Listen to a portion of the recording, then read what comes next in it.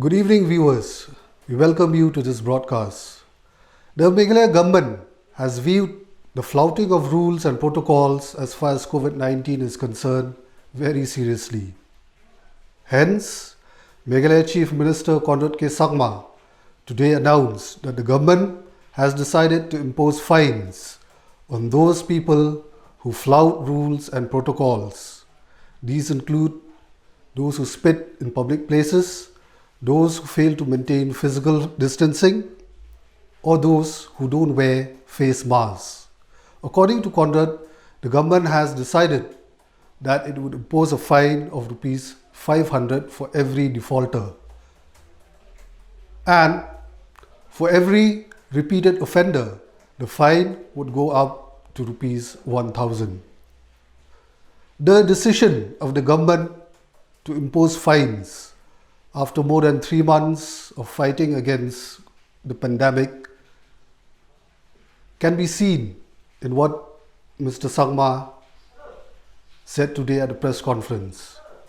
The Chief Minister expressed his disappointment that there were some people who were openly flouting norms, rules, protocols.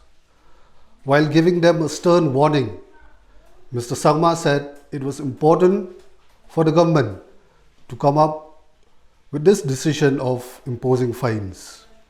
At the same time, Mr. Sangma gave a detailed breakup of the positive cases, on where these cases are concentrated. Although he said that there has been an increase in the number of active cases in the past few days, he assured the people not to panic. As we speak, the number of positive active cases in Meghalaya till now stands at 67. This is according to tweets put out by the Chief Minister during the course of the day. Apart from the 67 active cases, the total recovered cases in Meghalaya have also been reported at 45. Yes, I think it's important to speak about the COVID situation in the state today. Friends, we have seen that in the last few days, the numbers have gone up and quite significantly compared to what it was about a week or 10 days back. In this, I would like to say that though the situation has become slightly more serious compared to what it was in the past, I would urge that the citizens and the people should not panic. It is a serious situation, but I don't think we need to panic. What is important to understand in this situation is that though the numbers are going up, these numbers are in categories. The first category is the BSF personnel, which means that whatever is happening within the BSF personnel and their institutions, which means that it is in a controlled manner in the sense that we are monitoring most of the things. And now that we have had a couple of meetings with the BSF, and tomorrow or day after, Chief Secretary will again have a meeting with the IG, who was under quarantine for the past few days. We'll be having a meeting, and I think more detailed program will come out. So the first category in the group is BSF, where the numbers have seen a spike. But what is good, as I said, is that it is within that category. The second category are people who are returning. So these people who are returning also are people who are following protocols, have to go through the checking system, which is very stringent. As you all know, I think Meghalaya has one of the most stringent entry mechanisms in the state compared to any other state. And the system that we are following is, I think, is a system that is very well oiled as of now, and we're ensuring that maximum checking is taking place. So returnees are the second category where we are seeing positive cases that coming up. Third category is the area along the bordering of Guwahati. So obviously Guwahati being a red zone in one way, or a containment zone, and where numbers are going up. So obviously we are seeing the impact of that in the neighboring villages right across the border, especially in Khanapara and all these areas. So that's the third category where we are seeing numbers come up. But as I said again, since we have put a curfew, we have locked down those areas in Khanapara side. So we are seeing that it has been contained to large extent in that area. And the fourth category was just recently, which we were concerned about, and we still are looking into it, is the marriage that took place in Greenwood Resort, and the two people who came out positive from there. So that is the fourth category, and we are doing full contact tracing of that, and most of them have been tested, and most of the results have come out negative. The details of the exact numbers I don't have with me as of now, but most of the results are negative, and only two have tested positive there. So what I'm trying to say is that since the numbers are going up, but they're going up in these categories, there is a sense of control and containment, but it does not mean that we can take it easy. We have to be vigilant, we have to be very careful, and we have to ensure that protocols are followed. That was my first point which I would like to say. The second point which I would like to say is that when we are fighting COVID, it is not the government alone. It is the society that is fighting COVID. It is every individual in the state that's fighting COVID. Government has a very important role to play. Headmen's, religious organizations, different groups, different localities, all society as a whole has a role to play. I would like to urge everybody that we must realize our responsibility. We must realize that government will do its part. But if we as a society and if we as individuals act irresponsibly, then we must also be liable for that irresponsible act. And because of our irresponsible act, we are putting others in our society in danger. So I think it's very important that everybody, every citizen must act responsibly. I urge once again, it's not very difficult, but simple things like ensuring that you have a social distancing whenever you're standing anywhere. Ensuring that you don't go out to locations which we don't need to. If you don't need to go out, just refrain from going out. Wearing a mask, no matter where you are, I think is very, very important. I think basic things like these, and personal hygiene, of course, is very important. If we follow these, I'll tell you a lot of things can go right. I want to give an example to you that when I visited Delhi, so we had gone there, and during my visit to Delhi, I knew exactly where I was going to go. There were only 3 locations which I had to go, and there was only one vehicle which I was going to sit in. There were only limited things I was going to touch. There were areas which I would not go to, and I'd minimize my exposure during my visit, whether it was in Imphal or in Delhi. My point being that if we are careful about ourselves and ensure that whatever we do is not careless and we are responsible, I think we can ensure that this particular virus does not spread and we can beat this virus. So as I was mentioning, when my trip to Delhi, there were 3 locations I went to. I barely touched anything that was not necessary to be touched. I did not speak to people who I did not need to speak to. And I think if this kind of a habit develops among all of us, I think it's a good thing. And the reason I'm telling you this, friends, is because we don't have a choice. We need to get back to normal life. We need to start doing the things we used to do. The economy has to open up. The world has to move on. Schools one day may have to start. I'm not saying it's going to start tomorrow, day after, but we may have to. Obviously, our children need to go to schools. We'll need to start activating some parts of tourism. Now, for that, I think if we as individuals can get into this habit and a behavior of living with COVID, I think it will be the only way to move in a positive direction till we get a vaccine for this.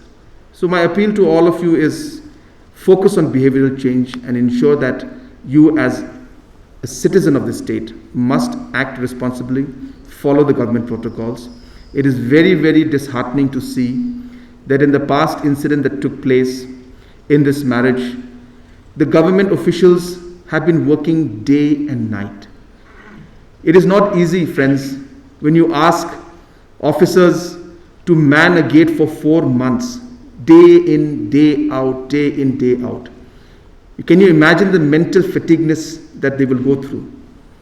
So I think situations like these, we need to also act responsibility at our own level and ensure that we help the system and help the state and our people.